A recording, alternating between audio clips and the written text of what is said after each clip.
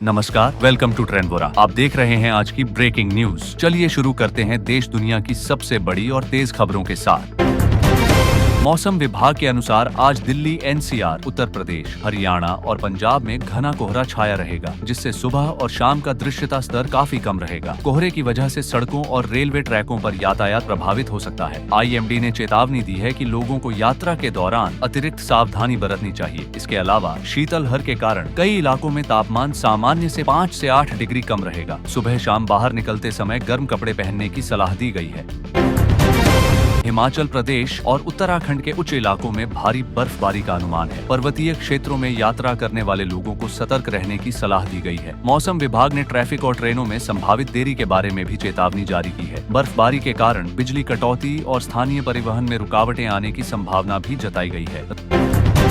राजस्थान और मध्य प्रदेश के कुछ जिलों में शीतलहर के कारण न्यूनतम तापमान 5 से 7 डिग्री सेल्सियस तक गिर सकता है। किसानों और बाहरी कामगारों को सुबह शाम बाहर निकलते समय सावधानी बरतने की सलाह दी गई है। विशेषज्ञों के अनुसार अगले 2 से 3 दिनों तक ठंडी हवाओं का असर जारी रहेगा।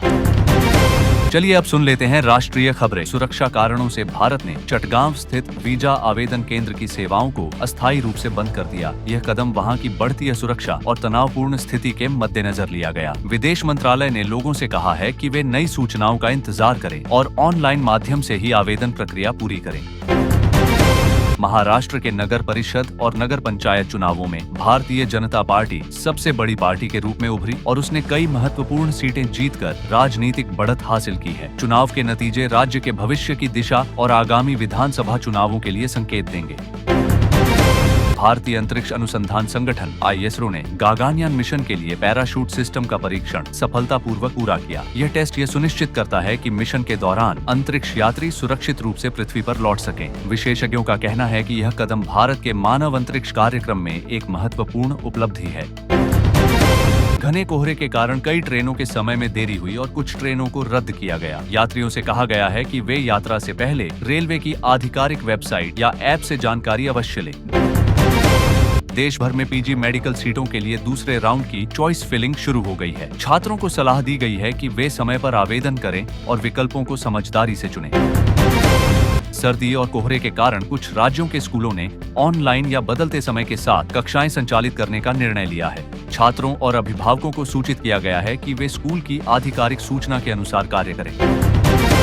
भारतीय खिलाड़ियों ने विभिन्न राज्य स्तरीय और राष्ट्रीय खेल प्रतियोगिताओं में शानदार प्रदर्शन किया। खेल मंत्रालय ने खिलाड़ियों को बधाई दी और भविष्य की प्रतियोगिताओं में सफलता की कामना की। स्वास्थ्य मंत्रालय ने सर्दी और कोहरे के मौसम में सांस की बीमारियों और फ्लू से बचाव के लिए लोगों को सावधानी बरतने की सलाह दी है। बच्चों और बुजुर्गों को विशेष ध्यान देने की जरूरत है। सड़क परिवहन मंत्रालय ने सड़क सुरक्षा अभियान की शुरुआत की। इसमें कोहरे और धुंध वाले मौसम में वाहन चालकों को विशेष सतर्क रहने की सलाह दी गई। राष्ट्रीय शेयर बाजार में मामूली उतार चढ़ाव देखा गया।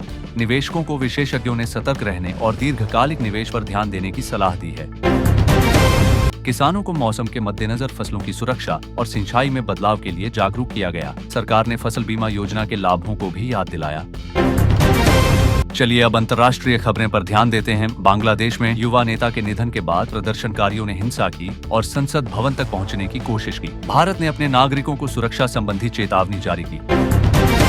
संयुक्त राज्य अमेरिका और रूस के अधिकारी यूक्रेन युद्ध को समाप्त करने के लिए वार्ता जारी रखे हुए हैं। दोनों पक्ष शांति समझौते पर काम कर रहे हैं।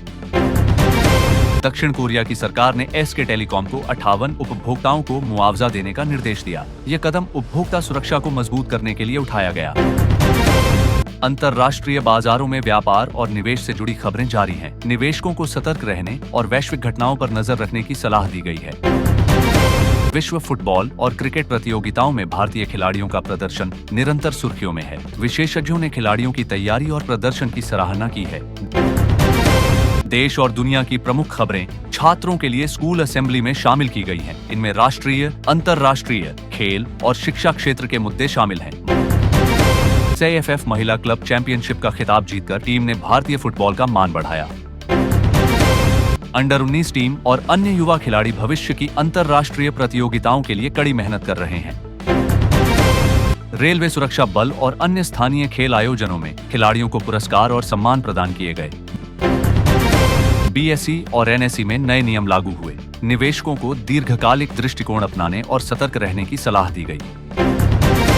अगर आपको हमारी न्यूज अपडेट्स पसंद आए तो चैनल ट्रेंडवोरा को जरूर सब्सक्राइब करें, बेल आइकॉन दबाएं ताकि आपको हर ब्रेकिंग न्यूज सबसे पहले मिले।